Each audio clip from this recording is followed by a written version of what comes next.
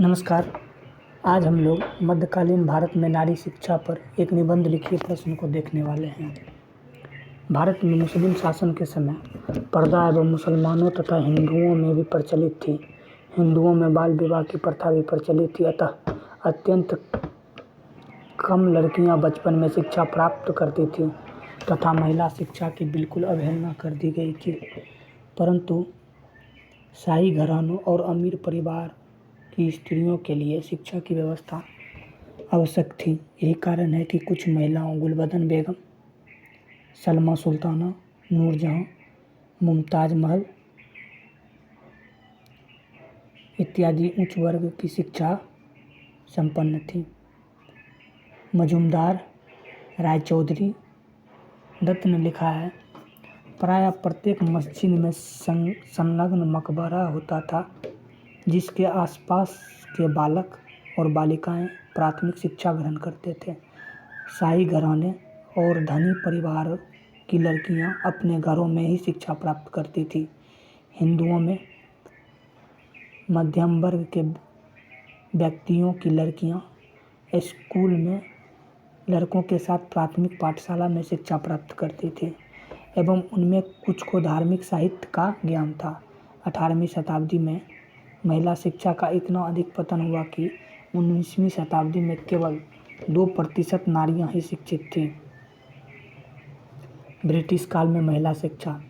मुसलमान के पश्चात भारत में ईस्ट इंडिया कंपनी ने अपना शासन स्थापित किया। कंपनी सरकार ने स्त्री शिक्षा की प्रति उपेक्षा भाव ही दिखाया।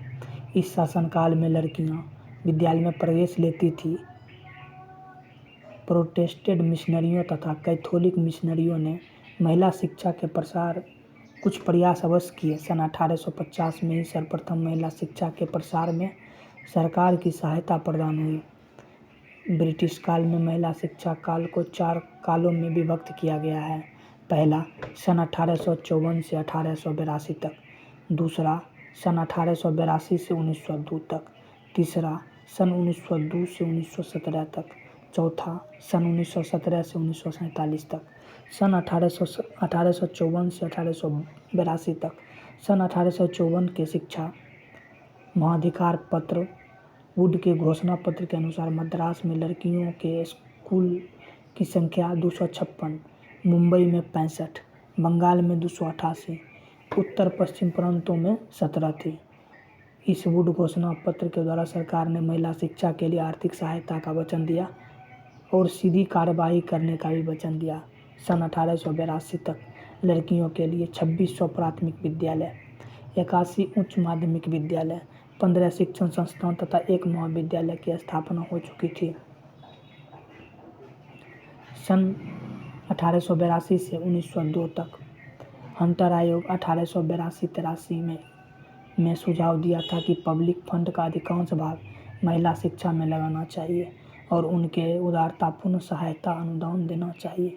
इसके अतिरिक्त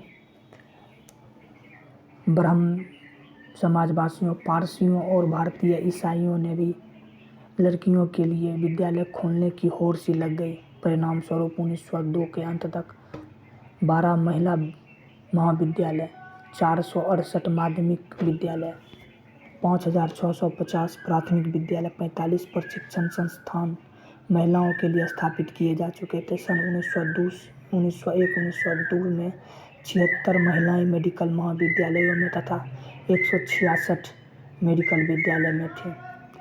सन 1902 से 1917 तक इस काल में महिला शिक्षा के सभी स्तरों पर विशेष प्रगति हुई। सन 1916 में महिलाओं के लिए पहला मेडिकल कॉलेज दिल्ली में स्थापित किया गया तथा इसी वर्ष में महिला विश्वविद्यालय की भी मुंबई में स्थापना की गई। सन 1917 में श्रीमती एनी बेसेंट की अध्यक्षता में भारतीय महिला संगठन की स्थापना की गई, जिसका मुख्य उद्देश्य महिला शिक्षा का प्रसार करना। सन 1918 से 1947 तक इस काल में भी स्त्री शिक्षा ने पर्याप्त उन्नति की। महात्मा गांधी के शैक्षिक विचारों, भारतीय महिला जागृति, वैवाहिक अवस्था में सुधार तथा प्राचीन स्वायत्तता के कारण महिला शिक्षा के लिए उपयोगी परिस्थितियां उन्नत की गई। सन 1946 से 47 में लड़कियों के लिए संस्थान इस प्रकार थी: 21,479 प्राथमिक विद्यालय, 2,370 माध्यमिक विद्यालय, 4,288 व्यावसायिक एवं तकनीकी संस्थाएं, 59 आर्ट्स विज्ञान महाविद्यालय। इस काल में शिक्षा की प्रवृत्ति का भी विकास हुआ। इस